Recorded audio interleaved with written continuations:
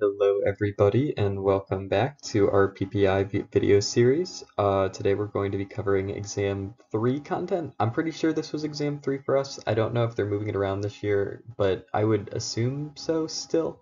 But if not, it's whatever exam the material on the eye is in, and in this case this includes ocular anatomy / drugs, glaucoma, and posterior eye diseases. So let's just talk about some basic anatomy of the eye. This isn't the most important, but it'll kind of help you understand if I say a word, where I'm referring to, and I'll try and only go over like the most basic. Like this diagram's way too complicated. I don't know why they give you this one. So the major thing that I wanted to highlight here is the eye is divided into two major sections. You have your anterior or the front and your posterior in the back.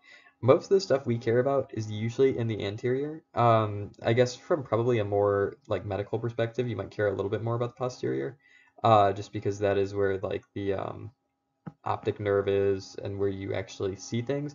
But for the health of the eye, what we care about a little bit more, it's definitely generally the front. For the anterior, some of the major structures that you might be expected to know are the anterior chamber, and that's this area from the cornea to the lens. So this kind of a space right here is the anterior chamber, and this is really important when we talk about glaucoma, and we'll talk about that on the upcoming slides. The next area you should know is the posterior chamber. This is the iris to the lens. So iris to the lens, I guess this would technically be more the anterior chamber, but that's just, kind of semantics. And also with the diagram like this is a side view of the eye. I would encourage you on your own time to maybe like look up a front view as well, as you can kind of see how these are shaped differently. Glaucoma, I have a little bit more of a top view of the eye, which helps to explain that. But since the eye is such a complex structure, it's hard to 3D visualize. Um, and if you were just interested in like the actual anatomy, I would recommend maybe looking into that. But for the purposes of this class, it's not incredibly important. The cornea is this layer out here. It's the protective covering on the outside of the eye. Just keeps things from getting directly into our actual kind of internal eye where our pupil is, and then eventually back to where the optic nerve is, all of that. So it's kind of just a protective layer. That's about all it does. We also have this area right here called the pars plana. This is where drugs are injected if they're injected kind of in the anterior of the eye. And the reason that they're injected right here is because, as you can see, there's no vasculature. All this area back here is vascularized, and that could be really bad. We don't want the inside of our eye to bleed if we hit it with a needle. So that's kind of why we tend to inject there if it is in the anterior of the eye. The posterior isn't too much more complicated, at least for our purposes. The sclera is basically the cornea of the back of the eye. This is what we refer to as like the whites of our eyes, but kind of more when it gets back into our head is where it becomes the sclera versus the cornea. So a little bit of semantics there. Um, Next up, what you should know is in the inside of your eye, we have something called the vitreous humor in the vitreous body. That's kind of this orange section, this eye, this big orange section. You can kind of think of our eye as like a water balloon, sort of. It's not a perfect analogy because there are cells and tissues in the eye, but on the interior of the eye, there's a lot of fluid essentially, and that's that vitreous humor. So it's kind of like a fluid-like matrix with some proteins and cells that are dispersed throughout it and connected through various connective tissues. Um, and then next up is the retina. This is one of the parts of our eye that helps us see. It's like innervated.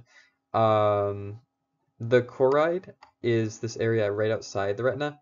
This area is more vascularized, and it essentially feeds the retina to allow it to survive and allow the nerve to work. Um, and then the macula, which is right here. Not incredibly important for the purposes of this class, but this is the center of the eye. This is where most of our photoreceptors are, so this is kind of where our sight occurs the most. Which, if you didn't know, your sight neurons are in the back of your eye, not the front. So kind of neat. Um, for glaucoma, uh, I wanted to draw attention to this. Aqueous humor is produced down here by this kind of structure called the ciliary body. It will loop around the lens and the iris and out the pupil. This hole right here is the pupil. If you didn't know, the pupil isn't actually like a black dot in our eye. It's actually a hole, and just since the inside of our eye and our head is dark, it just always looks dark. So kind of interesting if you didn't know that. And then this will loop into the through the posterior chamber into the anterior chamber, uh, and it will kind of try to hydrate this tissue, keep it healthy, and it'll drain to something that I don't have on this diagram, but it's very important. It's called the trabecular meshwork, and I'll have that on an upcoming slide. Um, and essentially, this is the pathophys of glaucoma. It's that liquid can't get through the trabecular meshwork, or it can't access it, so it's never able to drain, which can build up a pressure in our eye, and that's kind of what causes glaucoma. But I'll get a little bit more into that in a few slides from now. So now just for some basic histology of the eye. The cornea, if you remember, is the like outer layer of our eye in the front. It's our major barrier to drug entry. Um, and essentially most of it is epithelium. So you have these kind of squamous cells, simple cells that are just constantly replicating, replacing damage. These are about 9 layers deep generally. That's not incredibly important, more just a fact. And they're always replenishing themselves over time. And if that gets damaged, it's no big deal. It's going to replicate. However, if you damage the endothelium, this layer down here, where some of those stem cells, which allow the eyes to continuously make new cells are, um, as well as like more interior in the eye, it's a little bit deeper. This you will need a transplant if you damage. So just remember, if you damage the outside of the eye, it's not nearly as big of a deal as you damage the inside. Um, Now, for more set on the inside of our head, you might also notice I marked outer eye up here and down here. Dr. Lee uses both these images, but he kind of flipped them, which was confusing to me, so I just wanted to call that out. Your sclera is down here. So this would actually be the bottom of the eye, if you think of it from the sclera being the outer layer and this being on the bottom. Whereas this over here would probably be like the more upper part of your cornea. Uh, Sclera is just the outside of the eye, it's a protective layer. If that gets damaged, not as big of a deal. Um, it doesn't, I don't think it's technically epithelium because it's not exposed to the outside, but they are simpler cells that are replicating just to maintain structure and function. Um, and it's a little less important than what's deeper, like the retina, for example. Um, the choroid, if you remember, is kind of what feeds the retina. Um, a very vascular layer, and then the retina is above it, all the way up here, past these other layers, but these are also more vascular layers, a little less important. Uh, just remember really the choroid, the sclera, and the retina, and that's all you'll need for this class. But the retina is like the actual nerve of our eye, which allows us to see, and this is like in the interior of the eye, so that's why I have inner eye right there. Next up for types of injections. There's a couple I want to talk about. So periocular is essentially like not into the eye directly. You're not sticking a needle into the eye, but rather more around the eye. So something like a periocular injection. Um, we have what's called the conjunctiva, which I believe technically is our eyelids. That's what that's the technical term for, but it's like essentially the skin around our eye. What we might do is we might inject a solution here, not into the skin, but kind of in this layer between where the skin and the eye meet. And that'll eventually, like, through the movement of humor in the eye, whether that be aqueous or vitreous, I guess in this case more aqueous, it will move the drug where it needs to go. Alternatively, we do have intravitreal or into the vitreous humor, which would be something more like this. We're actually sticking a needle into the like the posterior of the eye, and this would be more like something where if we needed to get something to the retina, to restore sight, that's when we might do this. And that's more for posterior eye diseases, not really anterior like glaucoma. Um, there's different barriers that the eye has to prevent drugs from getting in it. Obviously, our eye is a very sensitive organ because sight is arguably our most important basic sense. Um, so there's a few types of barriers. We have what are called static barriers. These are typically just cells and tissues. They don't move. Oh, well, the first one's literally cells and tissues. Nice. Corneal layers, again, so literally just cells, sclera, retina. I also want to throw in cornea right there because it doesn't mention it. And then also blood barriers. I think this is the one that's a little interesting because you might see blood flow on this next one. I want to differentiate these two. Blood barriers is essentially, we mentioned a little bit, I believe, in one of our PPI Exam 1's videos, but it's how certain drugs can't pass through capillaries due to the fact that they have maybe like tight junctions and all these little small spaces that you're not really meant to pass through, only basic nutrients, because you need to protect the eye. It's so important that we can't just let anything in. Blood flow, on the other hand, let's say we manage to somehow get something into the eye in the area that's vasculature. Depending on how much blood flow this could actually work one of two ways. If we got the drug directly into the blood, but we need it in the eye, high blood flow would take it away from the eye. Alternatively, if we needed it to go somewhere else in the body, which I don't know why the eye would ever be our first preference to get something else in the body, but maybe there's a drug out there. Um, if that's a very slow blood flow, if it sticks around in the eye, then the eye won't be able to take it to where it needs, so the drug won't work. So just thinking about where the drug will kind of move based on where it's needed. And then two that are a little more obvious, I think, are tears and lymph.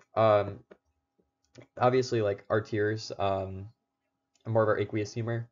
Um, if it's something like an eye drop, if you have too many tears, you'll kind of like blink it away. It won't absorb. And lymph is similar to blood, just in the sense that lymph and blood meet up at several points in the body. Um, if you need a drug in the lymph and there's not a lot of flow there, it's good. If there is a lot of flow of lymph there in an area, but you do need the drug there, it's bad, just because it'll basically get washed away. That's how I want you to think about this. Then right here on this last part, you can see we have this really big chart of drugs. You don't really need to memorize these for the exam, to be honest. I did want to go over a few of them that might be kind of important. Um, these really aren't important, at least not yet. They will be a little more for infectious disease. Same with anti-inflammatory. One you will need to know are these anti-VEGF agents. We've actually talked a little bit about Avastin back in, I think it was the PPI Exam 1 video 3. Um, and these will come back for our posterior eye diseases as well. Decongestants, this will be a little more important in the next video. Phenylephrine is an alpha-1 agonist. That's a really big one to know. You'll also have a project where you need to like pick something from the autonomic nervous system, like a drug, and monitor its effect. Assuming they're still doing that this year, which I think they might. So knowing those are always good, but that'll be honestly in the next video. I talk way more about that kind of thing. Antihistamines, you'll probably learn some of these in OTC actually. I think pyrilamine is something you can buy over the counter, if I remember. And honestly, same with phenaramine, maybe. I think they both might be. These are first-gen antihistamines, um, and they'll kind of do activities, and we'll talk more about antihistamines are also what are called muscarinic antagonists. When we talk about autonomic in the next video, I can talk a little bit more about those. Be aware that those exist. Um, this one's what's called a diagnostic agent. You don't really need to know it per se, specifically, but the way I remember these, if you ever see something with like fluoro and it's diagnostic, it doesn't necessarily mean fluorine. It can, but it usually means more like fluorescent. Because essentially what we'll do is we'll shine a light at these to mark where we're at. And it can kind of show where like a drug is traveling or where a disease state is. So kind of nice there. And then I think you get these in OTC, these polyvinyl alcohols, these methyl cellulose, these tear replacements, kind of just go on your eye. I don't even know if those are technically classified as drugs. Maybe they are, but they're more like wetting agents, I think was the term we learned in OTC.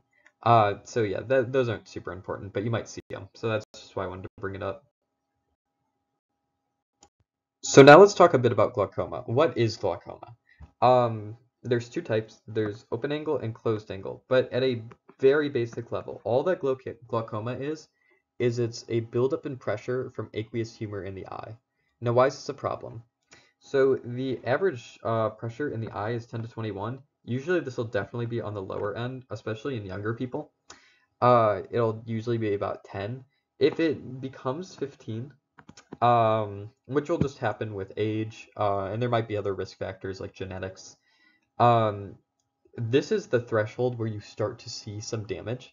And essentially what's being damaged in glaucoma is the optic nerve. If there's too much pressure, you're essentially killing that optic nerve, and that's what allows us to see. So glaucoma's, I believe it's one of the leading causes for blindness, if not the leading cause. I'd have to check. Something tells me it's second, but and don't quote me on that. Um, but yes, essentially, it kills this optic nerve over time.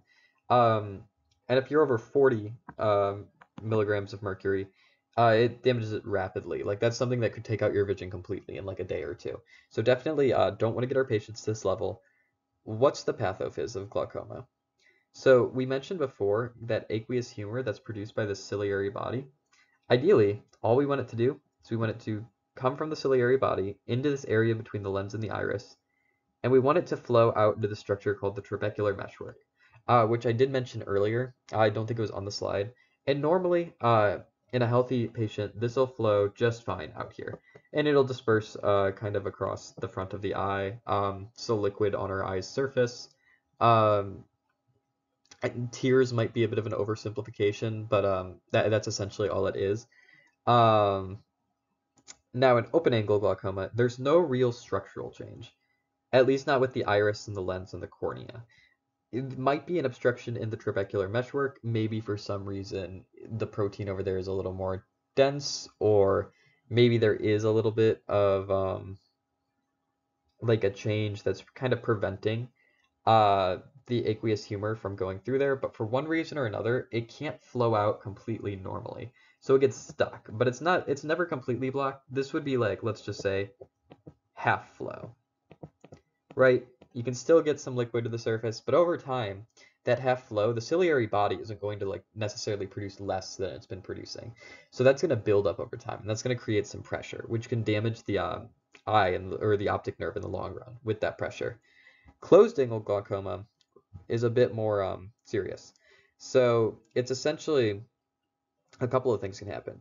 What's really happening is for one reason or another, the muscle of the iris is moving closer to the cornea. This means a couple things.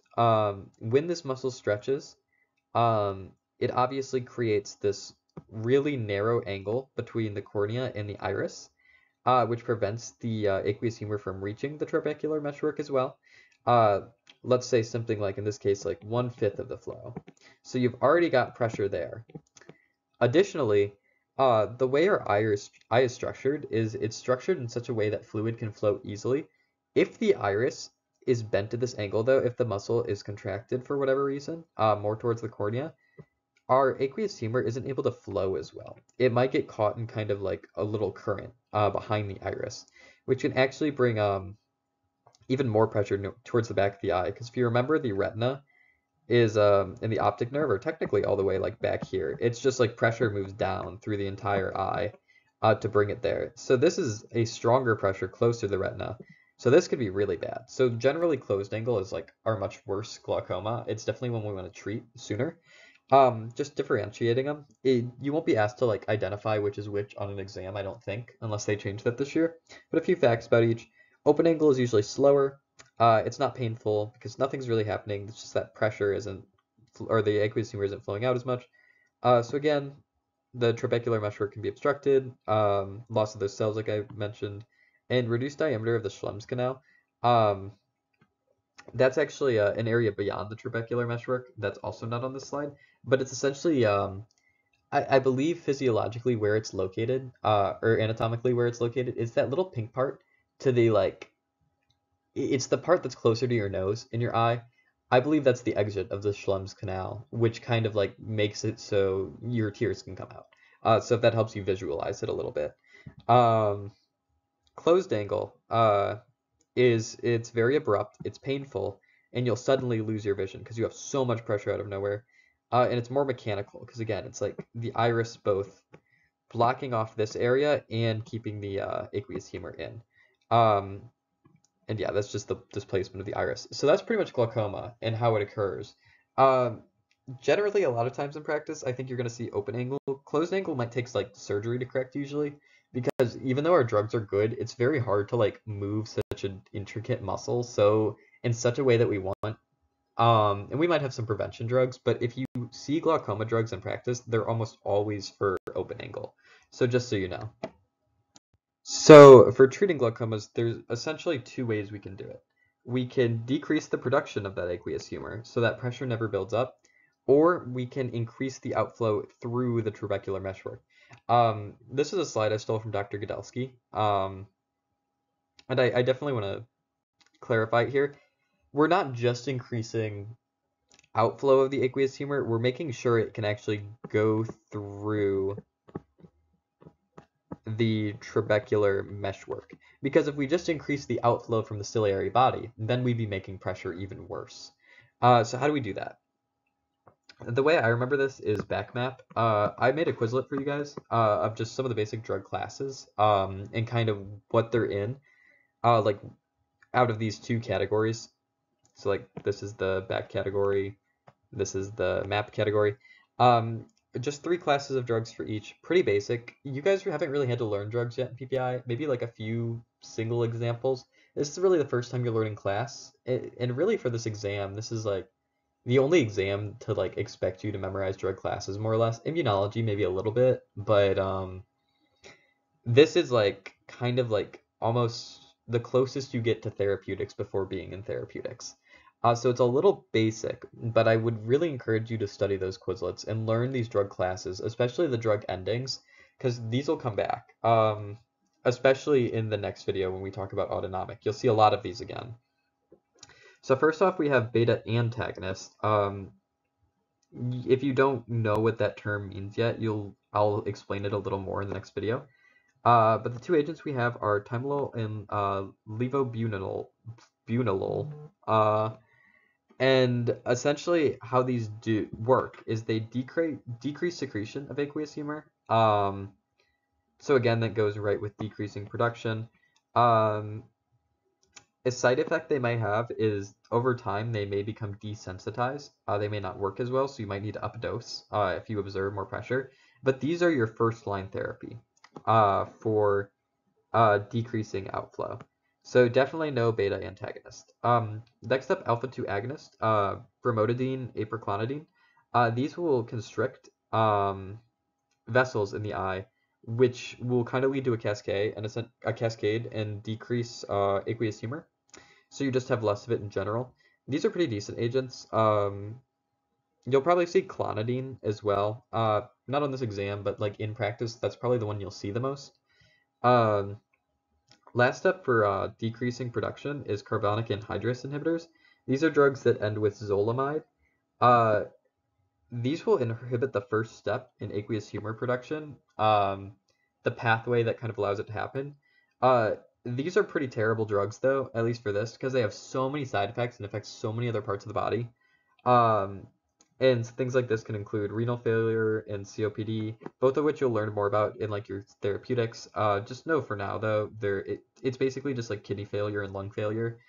Obviously not really something we want if we're just trying to treat the eye, especially when we have so many better agents. So you almost never use these. These are like last line if for whatever reason your patient can't use the other drugs. Like these are just terrible drugs for glaucoma. I don't even know why you learn them in this class, low key.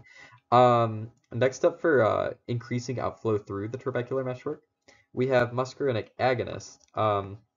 As something else, definitely remember if it's an agonist or an antagonist, because it does make a difference if you pick the wrong one in the exam, because it'll essentially do the opposite, and not just on the exam, but in practice, because that's obviously why we're here to like be able to use these in practice one day. Pilocarpine is probably your most common, but you might see carbachol. These will contract that ciliary muscle and expose the trabecular meshwork a little bit more, uh, essentially give it a greater surface area. Um, these actually have a chance to make closed-angle glaucoma worse because something called ciliary muscle detachment can happen, which is just about as horrifying as it sounds. The ciliary muscle will essentially become detached from the tissues around it, and that's really not great. So these are a third-line therapy, so you really don't want to use these a whole ton. These next ones, acetylcholinesterase inhibitors. I forget if you guys have had acetylcholine yet. I'll talk about it more in the autonomic video. I feel like I sound like a broken record at this point. But this will activate muscarinic 3 receptors and contract the ciliary muscle. The only real agent that we use in glaucoma that's an acetylcholinesterase inhibitor is this ecothiopate. This is a super rare drug. You'll probably never see this in practice because it is still pretty experimental, but it is out there. It's a thing. So just if you ever see it, that's what that is. Now, the best agent for increasing outflow are by far our prostaglandin analogs. These are drugs that end in oprost, latanoprost, and bimotoprost. You'll pretty much only see latanoprost if I'm being honest. But these are usually eye drops. They increase outflow. Something interesting is a side effect of these drugs is they increase melanin production in like hair and the iris. So it's a way to get darker brown hair or eyes. So there are actually some cosmetic products out there that use latanoprost to kind of reach this effect. But this is a first line therapy as well for glaucoma. And definitely the first line for increasing the outflow. So know your beta antagonist, know your prostaglandin analogs, but that's pretty much just how you treat glaucoma. Not too many drugs, especially since most of them are terrible. So not too hard to remember, I don't think. Now let's talk a little bit more about posterior eye diseases. Everything we've been talking about up until this point is anterior, because obviously glaucoma kind of occurs in that anterior chamber. Um, these are the eye conditions you'll have with Dr. Lee. And honestly, about this slide is about as complex as you need to remember. He goes into a ton of time on them, but the questions in the exam aren't too crazy. So let's begin with uveitis. It's an inflammation of the ciliary body. Um, and how you treat it is steroids, pretty much all the way. These can be oral, these can be topical, these can be injectable. You don't really need to know the steroids yet. You're not at that level. So just know if it's uveitis, you're almost always treating with a steroid. Um, oh, and this is the third leading cause of blindness. That's nice. And what I mean when I say clinical pearls is I hadn't seen that before pharmacy school either. It basically just means fun facts, little things I wanted to include on there. Uh, Next up, we have macular edema. This is where the retina will thicken near the cornea. This is one presentation of it. You can also get like these yellow fat deposits. Uh, Either way, these kind of will block off parts of the eye and like make vision worse. And again, since these are occurring in the back of your eye, they're occurring more towards that retina. In this case, it's close to the macula. And if you haven't seen the word edema before, it essentially just means fluid buildup in an area. So when we say macular edema, we essentially just mean buildup in fluid in the edema, and that can lead to thickening of the retina just for through different mechanisms or those deposits. For this one, you need a little bit more treatment, and usually you may use steroids for all of these, but you're pretty much either going to use either or for these anti-VEGF agents, vascular endothelial growth factors. Those are your Avastin and Lucentis. I think I had those in the previous slide. That was the one I told you to remember. Definitely know that for this exam because half of these are treated with anti-VEGF agents. Um, the most common cause of macular edema is diabetes, but also by leaky blood vessels. So when I say leaky, it's essentially angiogenesis is the process in our body by which new blood vessels are formed. This is something super common in cancers, but it can also happen in a lot of these eye diseases. And essentially, cancer will like to make new blood vessels to feed its tumors, but it usually does it really badly in the sense that a lot of these blood vessels will leak. It doesn't make them very well. Anti-VEGF stands for antivascular endothelial growth factor. Let's break that word apart. Vascular meaning vessel, endothelial just meaning the cells of a vasculature, and then growth factor. So essentially what these drugs are is they're anti-blood vessel growth factors, which will prevent these leaky vessels from forming. So in cancer, this can be really good in the sense that we can stop the tumor from being fed. In this, it's really good because we can prevent those blood vessels from leaking and creating all these edemas by fluid buildup or these weird deposits. So that's why we use them so much. Diabetic retinopathy, again, another disease caused by diabetes. A lot of these eye diseases are. That's why you might see blindness as a side effect later on in life in diabetes, because diabetes, the more you learn about it, the more you realize just how much it can like mess with all parts of the body due to what it does to the blood with all that excess sugar. But that's kind of a side tangent. So again, another presentation is there are more of these new little small blood vessels that aren't formed in the way they should be. So this is kind of also leaky, but not to the same extent that macular edema is, or at least it's not doing the same thing. Um, because it's less about that fluid buildup and more just about bad blood vessels being formed near the retina. Again, laser surgery or anti-VEGF. Um, you can see that these two are the same, other than the steroids, which you'll only use in macular edema. So if you get a question, what's the treatment difference between macular edema and diabetic retinopathy? It's that you can use steroids in macular edema, if that's an answer. And then again, this is just a proliferative disease. It's caused by the growth of new vessels, where for macular edema, it was mostly leaky vessels. This one is like more new vessels being formed. So that's another way you can differentiate them. Next up is macular degeneration, another disease of the macula. Similar to macular edema, you might have these fatty deposits or even leaky vessels again. These are pretty similar. This is another one where you don't use steroids. Um, there's two types of these also. There is dry macular degeneration. This indicates that there are fatty deposits, whereas wet indicates there are new blood vessels. You'll never be asked to like diagnose these and differentiate them, so it'll always tell you usually like this is macular edema, how do you treat it? So that's why you might notice that these are kind of bare bones for the pathophysiology. I just teach you the basics because you'll never need to like be able to like based on these symptoms, what kind of eye disease is this? Um, I was about to say we're not medical doctors, so that's not really our job. We just need to know how to treat. And for these three, it's pretty much always just laser and anti-VEGF is a safe bet. Um, then endophthalmitis, I hope I say that correctly. It's just a bacterial or fungal infection of the eye. But remember, this is in the posterior of the eye, so this isn't like you get pink eye. This is like something's happening in the back of your eye. That's why the treatment is an intravitreal antibiotic. Remember, that's when you inject something into the eye. And just a fun fact, I guess dental work is the most common risk factor. This is due to like sepsis and things moving through the blood and into the eye because the eye is pretty highly vascular. Since the teeth are kind of close to the eye, it makes sense. But I just think it's interesting that you might go to a dentist and then you get a really bad eye infection. So just a bit of a fact there. So if you ever see a patient with dental work and the doctors don't know what it is right away, maybe mention that because again, it's just one of those weird things. Um,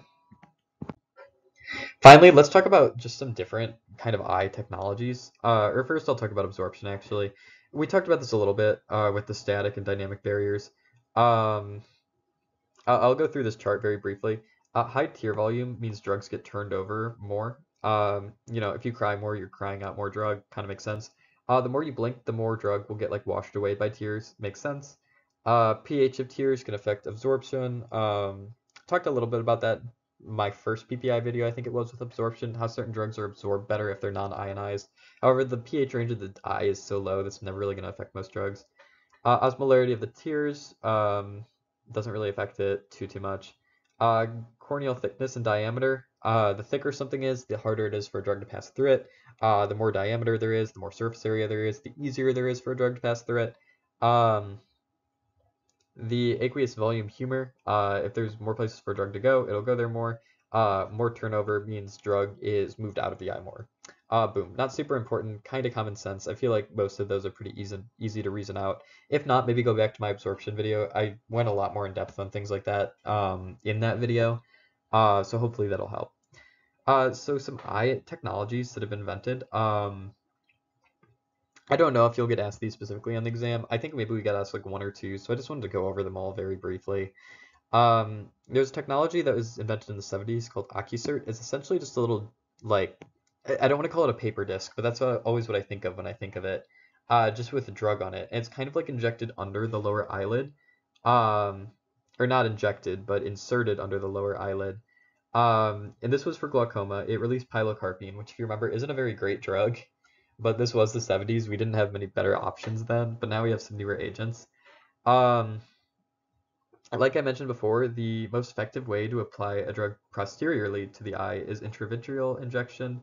However, a risk that comes with these injections are you might like hit a vein or something, which like isn't gonna poison you, but like obviously if you cause a bleed in the eye, that can be a pretty big problem. So technologies over time have improved to kind of make this process better. Um, so this is a custom, I think this is a Lucentis syringe. You can just see all these different components that have patented to like make injection easier.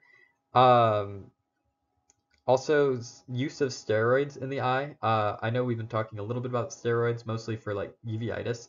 These can cause cataracts if they're used for too long, so that's not great.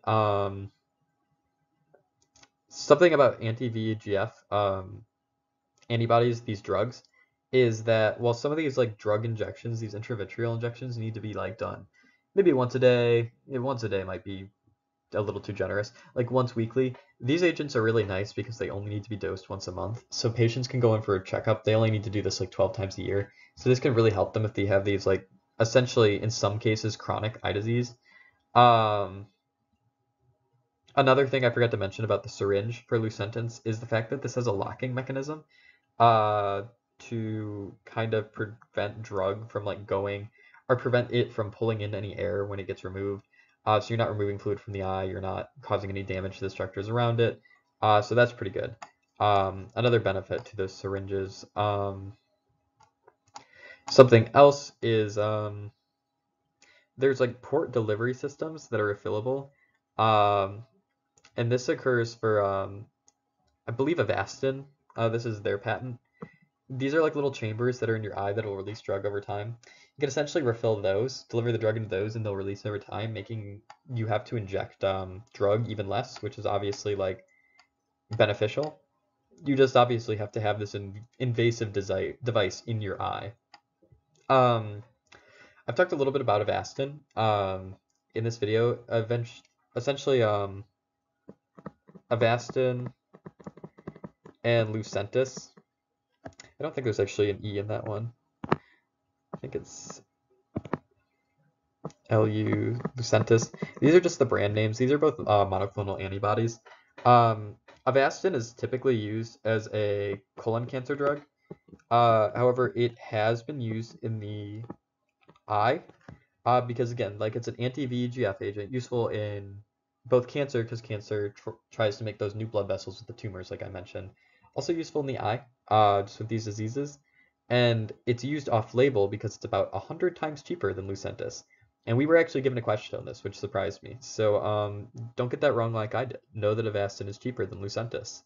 Um, while intravitreal injections are effective, like I said, uh, with not only the risk of kind of the puncturing of vessels, you also carry a risk of infection, especially if a patient needs to inject something themselves, cataracts, retinal detachment, hemorrhage. So devices beyond these syringes, even though these syringes are technically the most effective way to insert drugs, there are these devices that will release drugs over time. I think the one on the bottom left is called Retisert, and the one next to it are Utique. These are non-degradable inserts, which will deliver drug into the eye just over time. Similar to the thing for Avastin was that refillable device, except these are kind of more like these aren't refillable. Um, Whereas Ceradex and Ozuradex, those are those other bottom two. You can't really see them, but those are non-degradable. And those names I just said, don't worry about memorizing them. Avastin and Lucentis are pretty much the only drugs for posterior eye disease you need to remember specifically. Uh, but yeah, with that, those are just some of the technologies used in the eye. Just remember glaucoma's anterior. Um, the other diseases I mentioned are posterior. This part of the exam wasn't super hard. Dr. Lee goes pretty easy on you.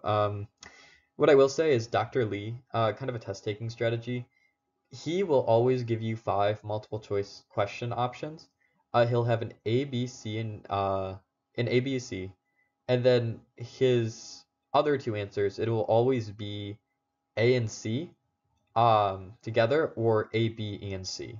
So something you can do kind of strategically is if you know the answer is not B, if you can guarantee that, then you know the answer will never be option B or option E, which I know sounds kind of common sense, but if it basically eliminates 2 options, but if the answer is not A or the answer is not C, um, then you will eliminate let's say the answer is not A.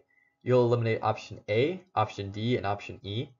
Um, and with C, if you don't think it's option C, you eliminate C, D, and E. So why am I telling you this?